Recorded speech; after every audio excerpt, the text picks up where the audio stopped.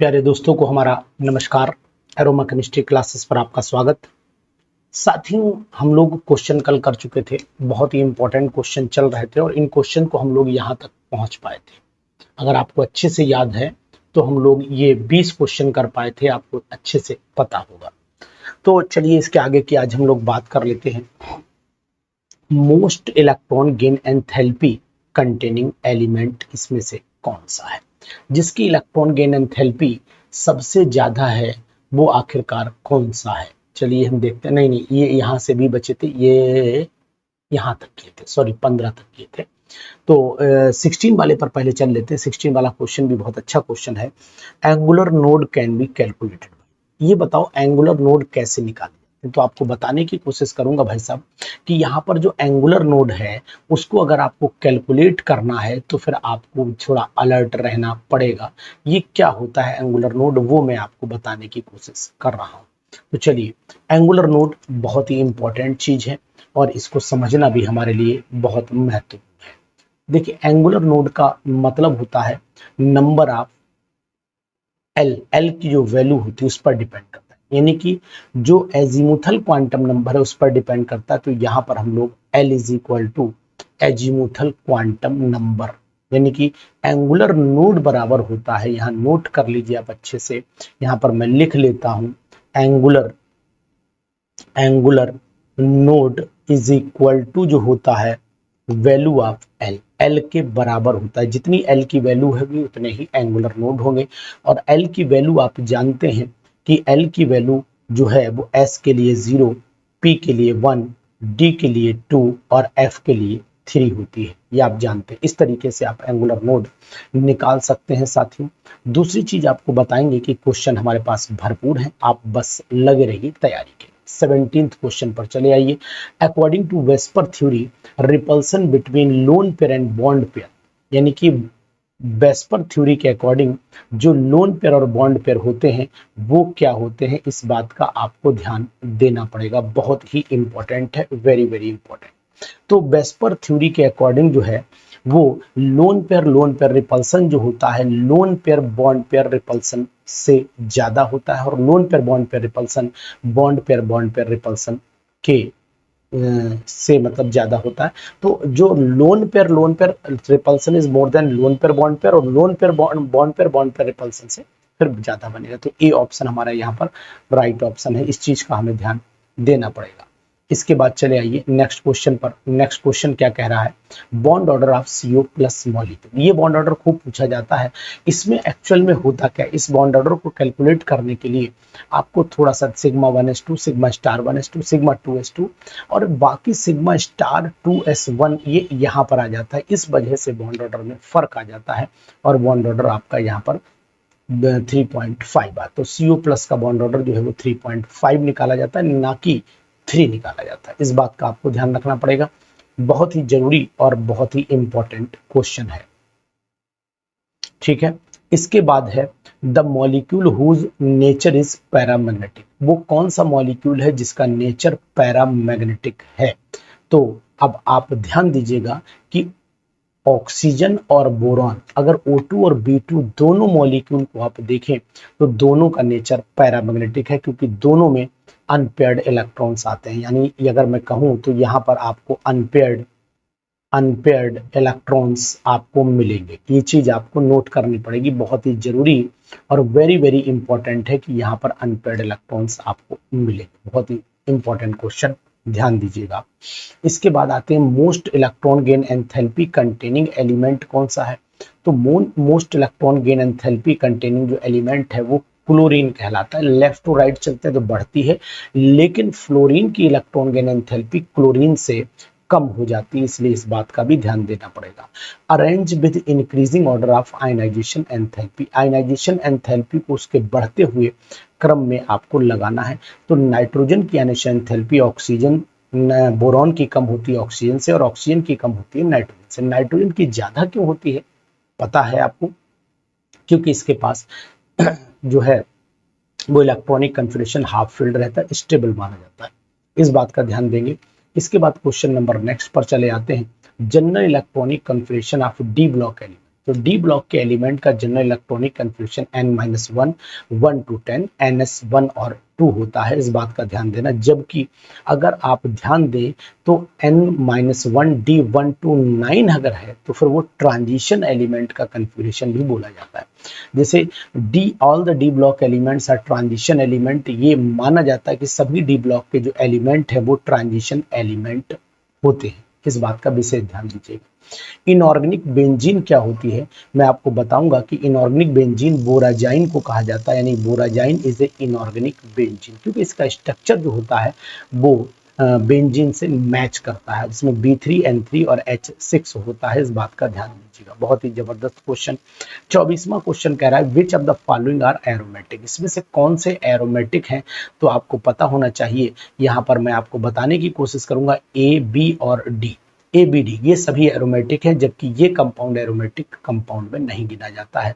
तो आप नोट करिएगा ABD ये है जो आपका क्या कहते हैं Huckel's rule 4n+2 pi electron rule को फॉलो करते हैं, तो ये सभी क्या कहलाते हैं एरोमेटिक। अब आपसे पूछा जा रहा है कि इसमें न्यूक्लियोफाइल कौन सा है, तो आप बताएंगे कि भाई न्यूक्लियोफाइल जो है वो ईथर है। ईथर क्यों है, क्योंकि ऑक्सीजन के ऊपर यहाँ पर लोन पेयर आपको उपस्थित मिलेंगे, इसलिए ईथर को क्या बोला जाता है, ये एक न्यूक्लियोफिलिक माना जाता है। Formula to calculate the effective nuclear charge, effective nuclear charge को कैलकुलेट करने के लिए जो Z-S होता है, यानी कि स्लेटर्स कांस्टेंट की वैल्यू को घटाते हैं एटॉमिक नंबर में से, तो Z- स्लेटर्स कांस्टेंट S मान लेते हैं।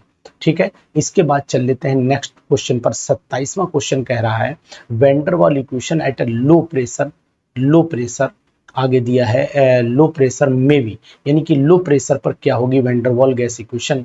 तो अगर कंप्रेसिबिलिटी अच्छा ये दे रखी है, तो कंप्रेसिबिलिटी फैक्टर क्या होगा, तो कंप्रेसिबिलिटी फैक्टर जानते हैं आपका Z से रिप्रेजेंट करते हैं इसे, और हम लोग इसे सिंपली ये बता सकते हैं, आपको समझा सकते हैं। इस v को आप नीचे ले आइए, RT v कर v से मल्टीप्लाई कर दी PV अपॉन, भाई सिंपल सी बात है, PV अपॉन RT अगर आपने लिया है इसकी वैल्यू Z के बराबर, तो इस वैल्यू को ध्यान रखना पड़ेगा कि PV अपॉन RT हो कैसे पाएगा, ये 1 - A अपॉन RT करिए तभी संभव है ये Z की वैल्यू कंप्रेसिबिलिटी फैक्टर जो है वैंडरवाल गैस इक्वेशन की लो प्रेशर पर यही वैल्यू आएगी। ये मैंने कैलकुलेशन सिखाई है कि उस समय हमें क्या करना पड़ेगा, ये फैक्टर बंद करना पड़ेगा तभी पॉसिबल हो पाएगी।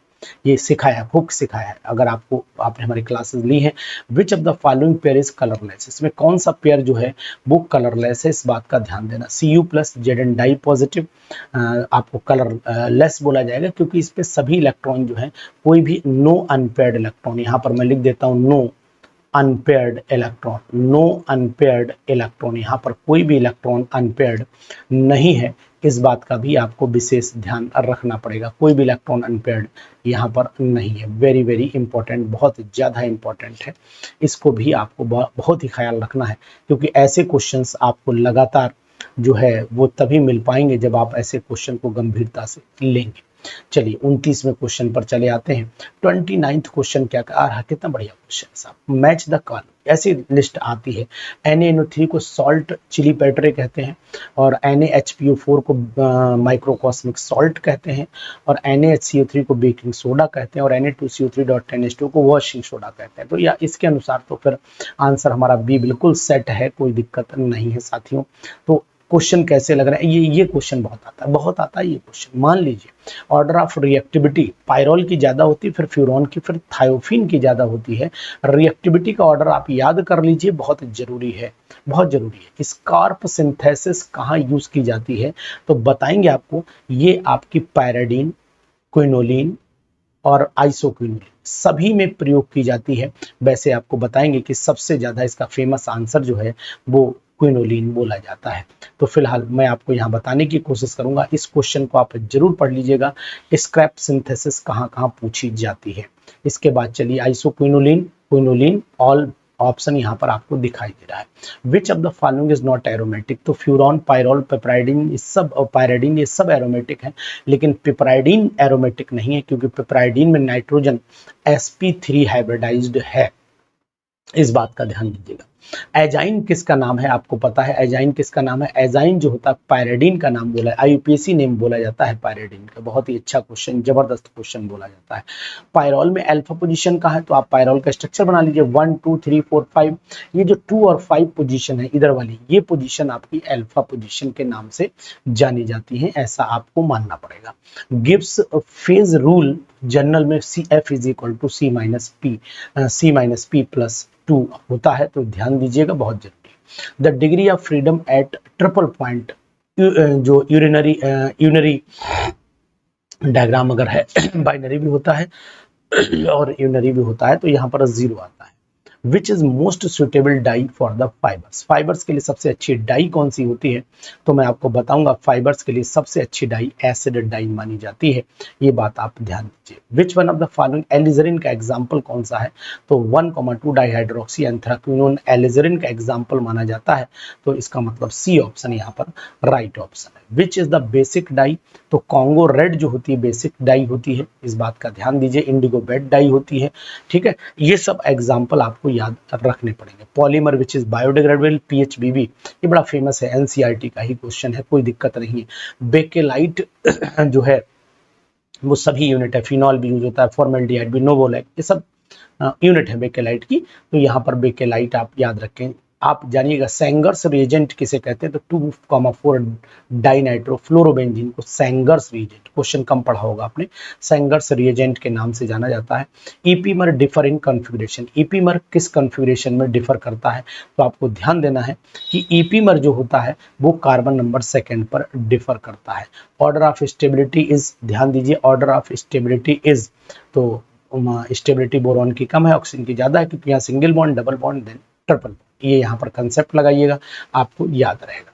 Grignard reagent on reaction with carbon dioxide water, तो यहाँ पर कार्बोक्सिलिक एसिड का निर्माण होता है, जैसा कि मैंने यहाँ रिएक्शन में भी दिखा रखा है कि RMGX जब CO2 से रिएक्शन करेगा तो कार्बोक्सिलिक एसिड, और ये रिएक्शन आपने पढ़ी होगी, बहुत ही अच्छी रिएक्शन है, इंपॉर्टेंट रिएक्शन की कैटेगरी में भी आती है। इसके बाद चलते हैं ग्रिग्नार्ड रिएजेंट न्यूक्लियोफाइल, इसमें से कौन सा है? तो R जो होता है वो इलेक्ट्रॉन सपोर्ट करता है, R पर इलेक्ट्रॉन डेंसिटी ज्यादा होती है, तो उसको हम लोग न्यूक्लियोफाइल की तरह कंसीडर करते हैं। RMGX on reaction with ROH to give, ROH के साथ रिएक्शन करने पर हमेशा एल्किन बनाते हैं, ये बात भी आपको नोट करनी पड़ेगी यहाँ पर।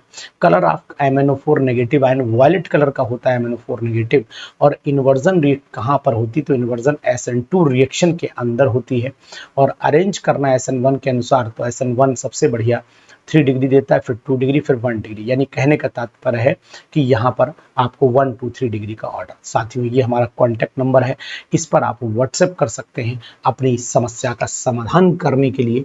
अगर हमसे हो सकेगा तो हम आपकी समस्या का समाधान करेंगे और आपको बताएंगे कि अगर इन क्वेश्चंस को आपको बेहतर ढंग से तैयारी करनी है, बहुत इंपॉर्टेंट क्वेश्चन है, तो इनकी वीडियो को आप दोस्तों में शेयर कर दीजिएगा, और साथ ही में एक कमेंट और लाइक भी आप जरूर कर दीजिए अगर आपकी उंगलियों में दर्द ना हो। Thank you.